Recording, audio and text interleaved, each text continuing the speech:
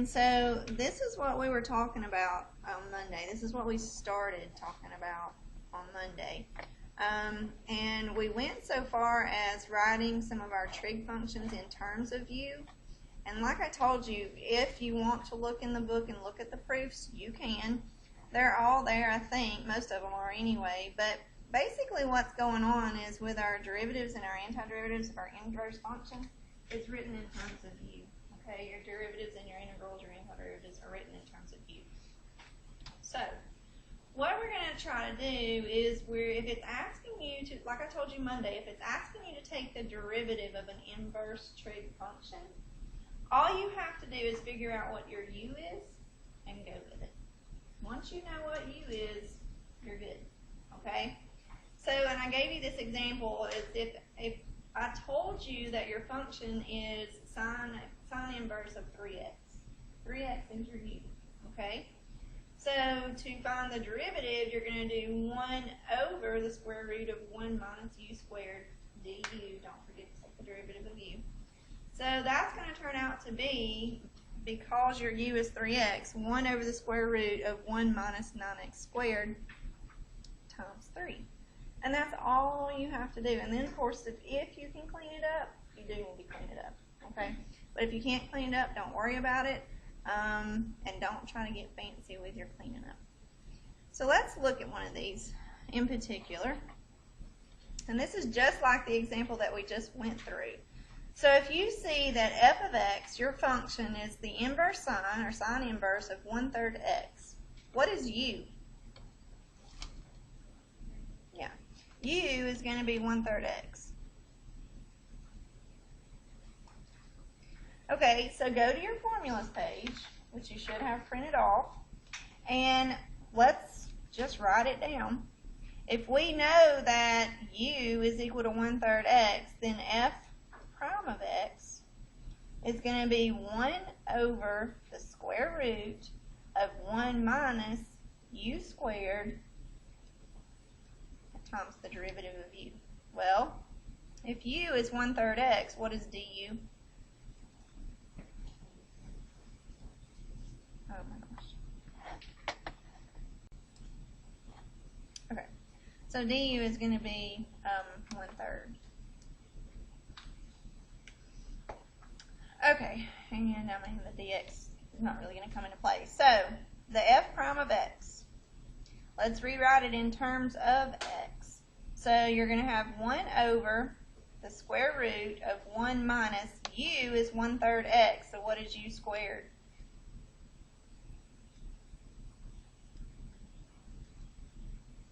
1/9 x squared, right? Times the derivative of u, which we've already said was 1/3. Okay, and all of that came off the formulas page. All you have to do is, if you know what u is, all you're going to do is plug it into your formulas page. It's not that big of a deal. Okay, now the cleanup, on the other hand, may be a little tricky. If you get that far, when I give you a Chapter 8 test, which will probably be the July 1st test, if you get that far, I might give you 2 points, because there's a lot that we can do here. Watch this.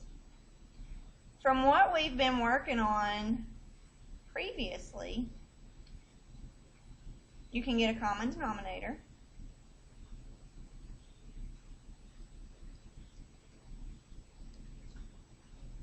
Right?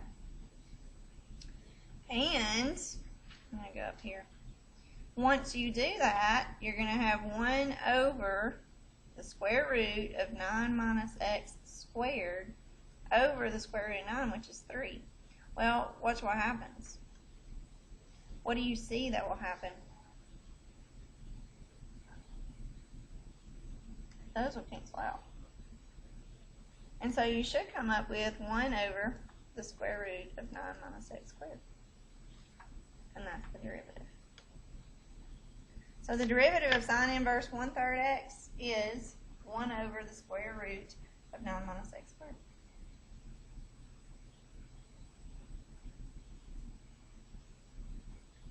Now, what I want you to do is, because you know derivatives and antiderivatives are reverses of each other, right? If you can go one way to take the derivative and you can turn around and go the other way and do the antiderivative. Right now, look on your cheat sheet. And I want you to look at the integral.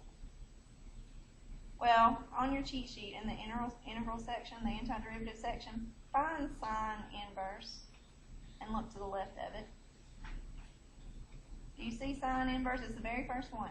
Look to the left where it says the integral of 1 over the square root of a squared minus u squared. Look on the board. If I took the antiderivative of 1 over the square root, because we're going here, okay, so just pay attention. If I took the integral, the antiderivative of 1 over the square root of 9 minus x squared, what do you think a would be? 3. A would be 3, right? Because what you're looking at there is a squared. So a would be 3, the square root of 9 is going to be 3.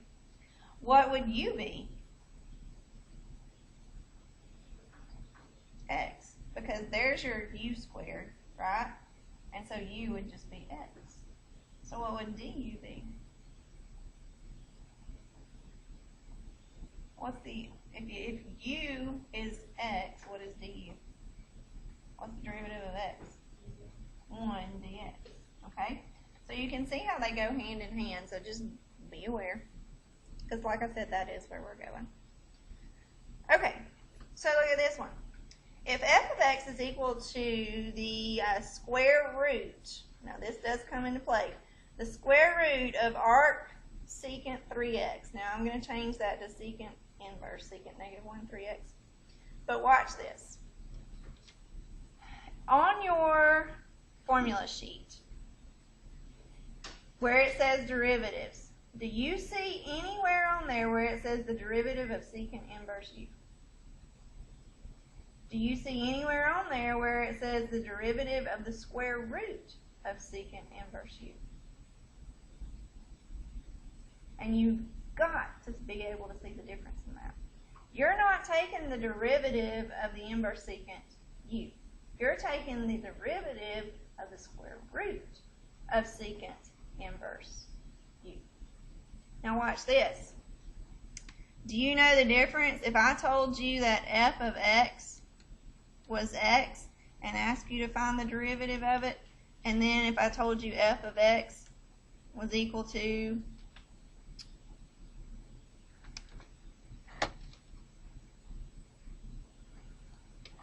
this is driving me nuts.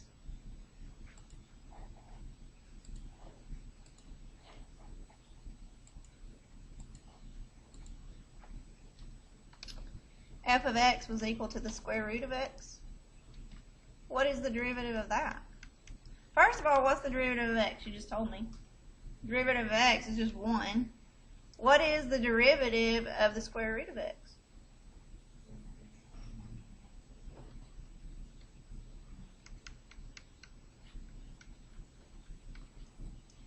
Do you see the difference? So, going back to the left, you're not taking the derivative of secant inverse 3x. You're taking the derivative of the square root of secant inverse 3x. So, just like we've always done, I'd like you to realize and hopefully rewrite this in a way that we can take the derivative of. Now this is your chain rule, is it not? This is the chain rule. So f prime of x is going to be, take your 1/2 down to the front. Remember your chain rule. Initially, do you do anything with what's inside?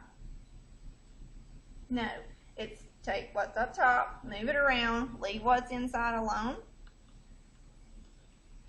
Lessen your exponent by 1. Then it's times the derivative of what's inside. Now look at what you're doing. Now you're taking the derivative of what's inside.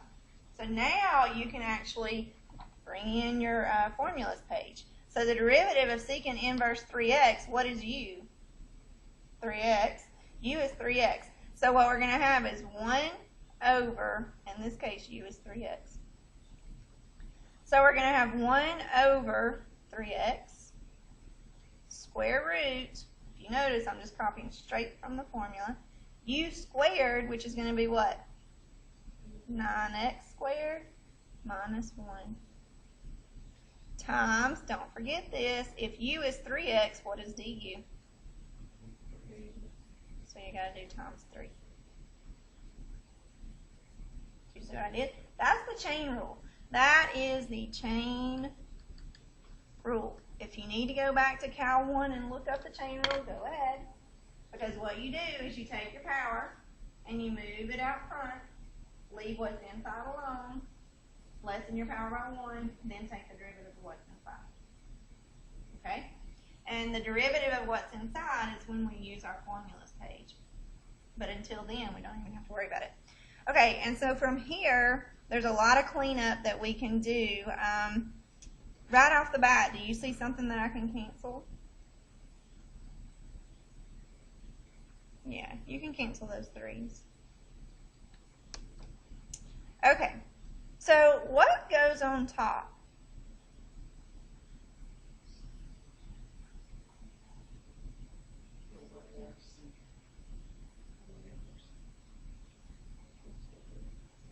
What goes on top? Just 1. What goes on bottom? Everything else. So you have 2 secant inverse 3x to the positive 1/2 now, right? And then you have times x square root 9x squared minus 1. And this is okay. I mean, it's not perfect, I guess. If in a perfect world, it would be 2x secant inverse 3x to the 1/2 square root 9x squared minus 1. But, you know, either one of these is fine. I would give you full credit for either one of those. But again, if you just do the chain rule and leave it alone, and there's some cleanup to do, I'm not going to give you credit. So make sure you clean it up. Alright, so y'all remember just basic derivatives, you remember chain rule, you remember product rule, you remember quotient rule, all that's going to come into play. Okay? So let's look at this one. You can do this one all by yourself. Look at the watch this. I can get this thing to work. U is 5x, and so you know that du, of course, is going to be 5. But if u is 5x, do you have a u in your formula? What do you have in your formula? U squared. If u is 5x, what should you be putting in your formula? Okay? So be careful with that. If you know what u is, great. But if your formula is calling for u squared, you're going to have to square that u before you put it back in there. Okay. So f prime of x is equal to, looking for the tangent inverse, so we're going to have 1 over 1 plus u squared, which is 25x squared, times the derivative of u, which of course is 5. Now, can I reduce or can I cancel the 5 and the 25? No, absolutely not. So what we're going to have is, when you put this together, is 5 over 1 plus 25x squared. And that's all you can do. That's all you can do to that one.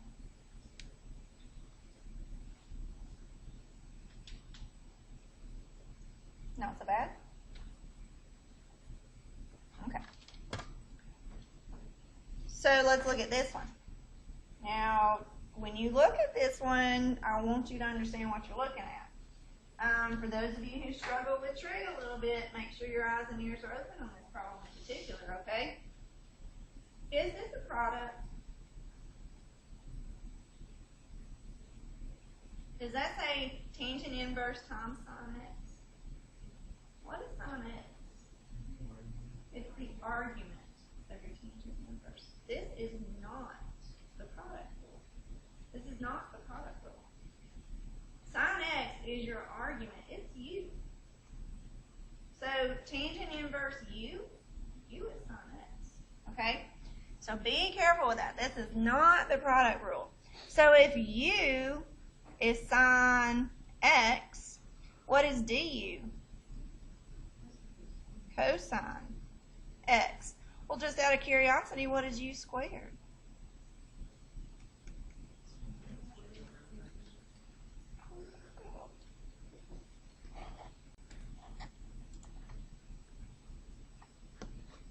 Should be familiar with the way that the derivative works. So tangent inverse f prime of x is going to be 1 over 1 plus, what did we say u squared was?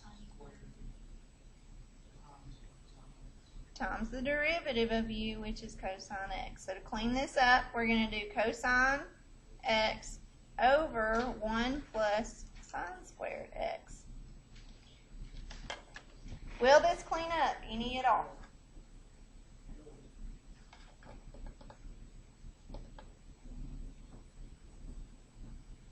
What does the Pythagorean say? Sine squared plus cosine squared is equal to 1. So if I solve that for cosine squared, what do I get? Sine squared minus 1. Is that what I'm looking at? No. So that is not your identity.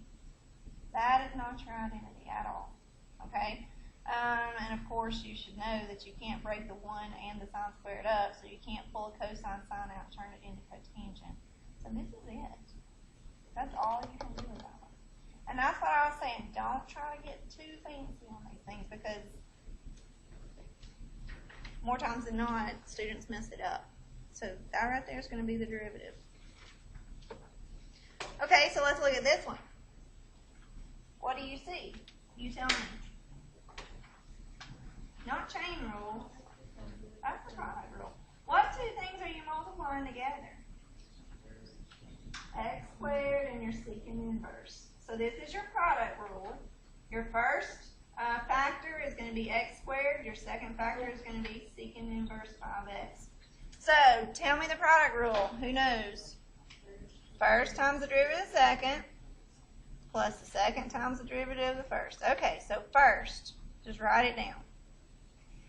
Times the derivative of the second. Well, to find the derivative of secant inverse u, you have to use your formulas page. What is u? U is 5x. What is du? 5. What is u squared? Okay. So, we're going to have 1 over u, which is 5x, times the square root of u squared, which is 25x squared, minus 1, times the derivative of u. What did we say the derivative of u was? 5. So you can see some cleanup there. Okay, so you have first times the derivative of the second plus the second times the derivative of the first. Derivative of x squared is simply 2x. All right, let's see what will happen here. The 5's will cancel, and also this x will cancel one of these. So that first product will turn into x over the square root of 25x squared minus 1. The second grouping, there's nothing you can do with that. So you have 2x secant negative 1, 5x. Do you see anything else you want to do?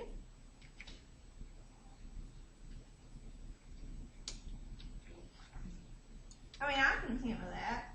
If you want to waste a little bit of time and get a common denominator, you can. But it would be I mean, it's not that bad. It'd just be what? 2x secant inverse secant 5x times the square root of 25x squared minus 1 over square root of 25x squared minus 1. So, I mean, it wouldn't take that long, but it would be a few seconds out of your life that you don't have to use up. It's because, like I said, I am happy with this. All right, so this is product rule.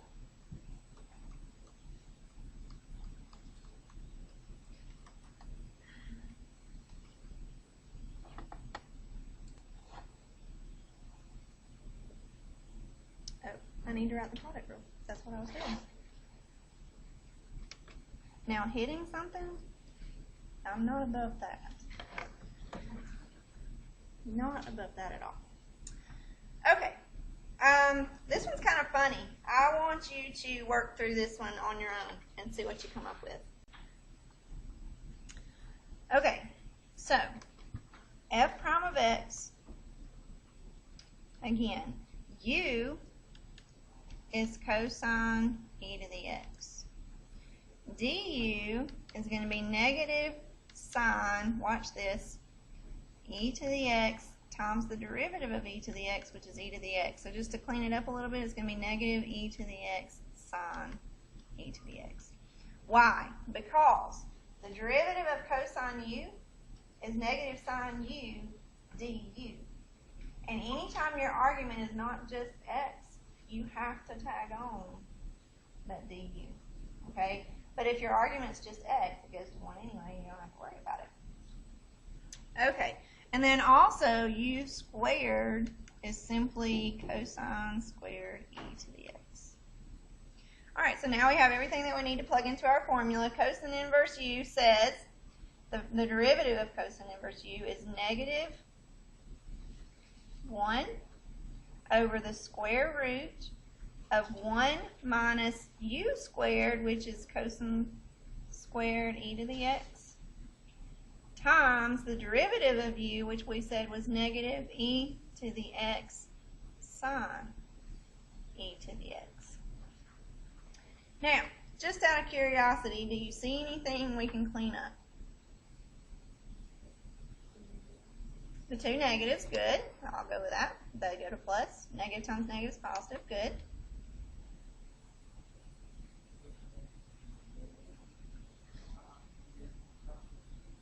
You can, yeah, we can do that. E to the x sine e to the x over the square root of 1 minus cosine squared e to the x. Talk to me, Megan. Why?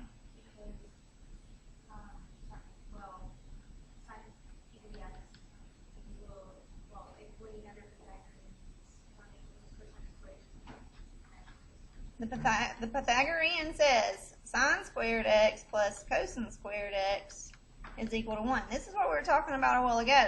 Watch this. Sine squared x is equal to 1 minus cosine squared x.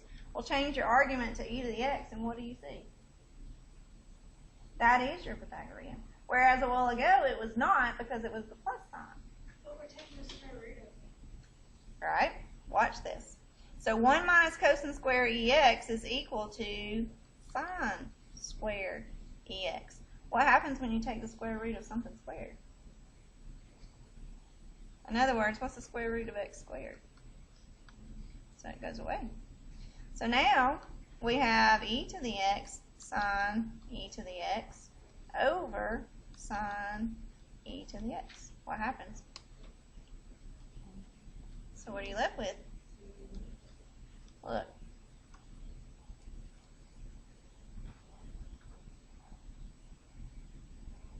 So my question to you is this. If your argument is the inverse of your trig function, do they always cancel out?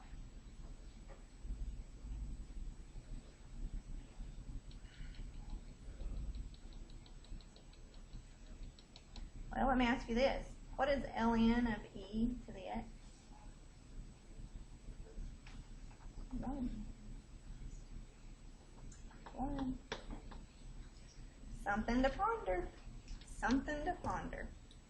If the argument is the inverse of your trig function, will they always cancel out?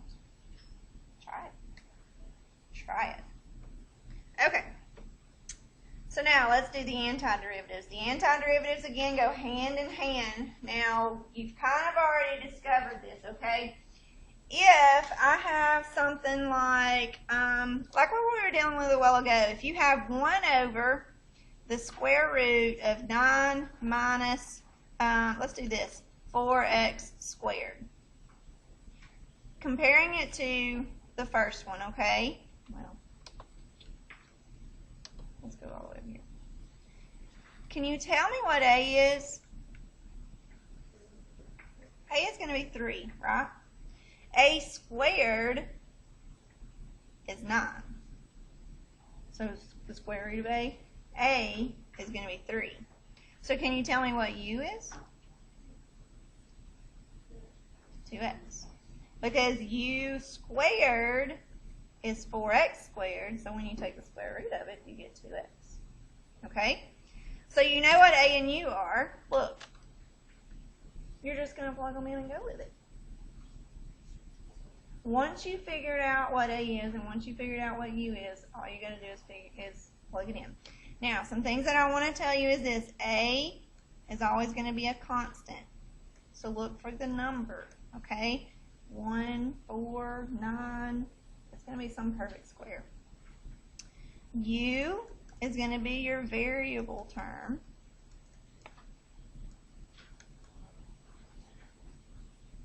So you should know that.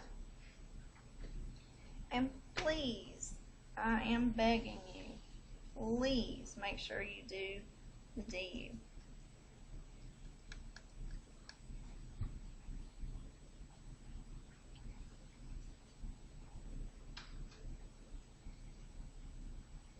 Okay, so we are doing, in a sense, of U substitution. So you know when you do a U substitution and you do DU, when we pick out our U and we turn around and do DU, when we're integrating, the DU should check off something left in our integral, right? You know that. Anytime we do U substitution, when we figure out what U is and then we turn around and do DU, the DU should check off anything that's left, anything that's not included in our U. Okay?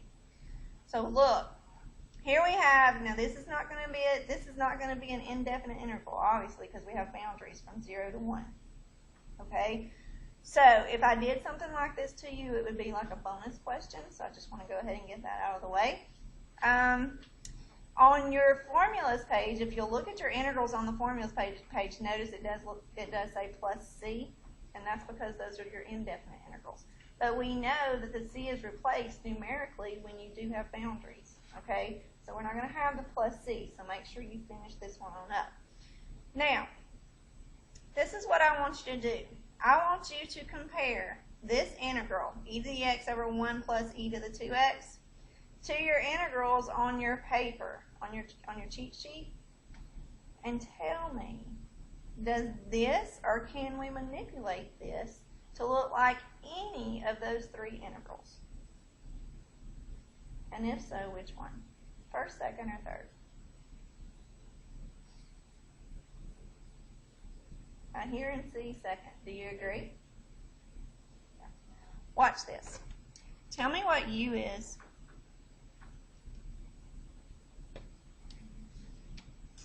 Well, maybe it'll be easier. Tell me what U squared is. Compare this to your second integral and tell me what U squared is. E to the 2x.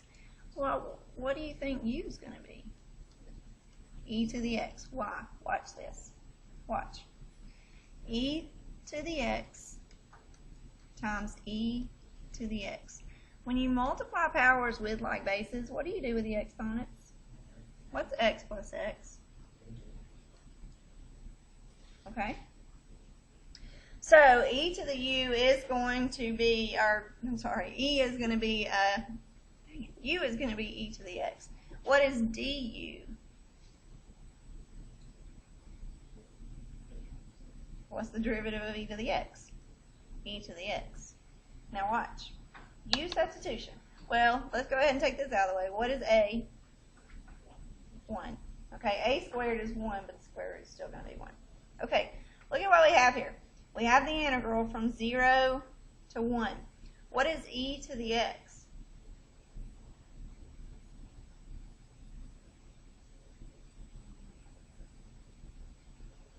Okay, let's skip that. We'll come back to it. What is 1?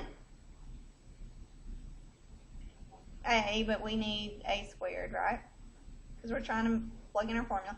What is e to the 2x? U squared. Now I told you when you do U substitution, anytime you do U substitution and you find du, du should check off what's left. What have we not used at this point? What is du? So there's your du. So it's going to be 1 over that du. Is that not your formula? Is that not what's on your formula page?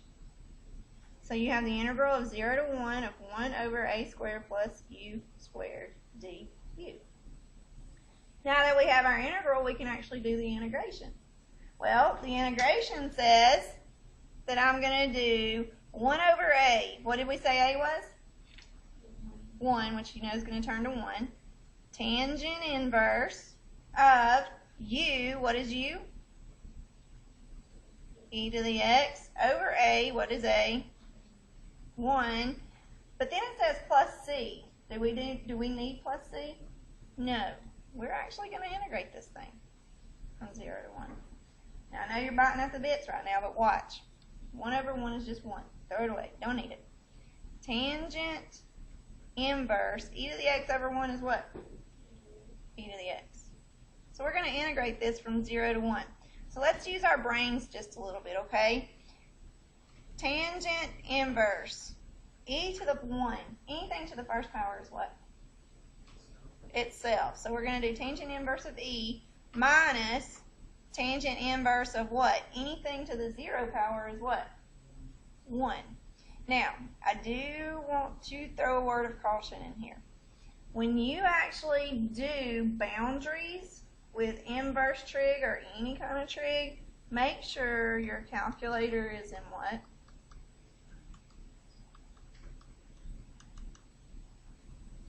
Anytime you do these trig stuff, anytime you're doing definite integrals, make sure you're in radians. So put your calculator in radians and find the tangent inverse of e minus the tangent of inverse of 1 and tell me what you get.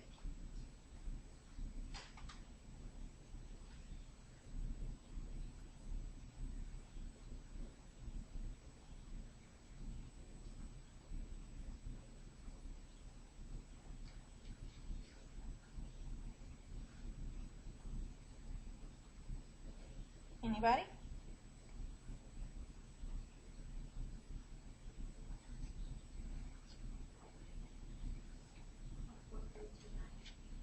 Thank you. 0.43 is what I'll take.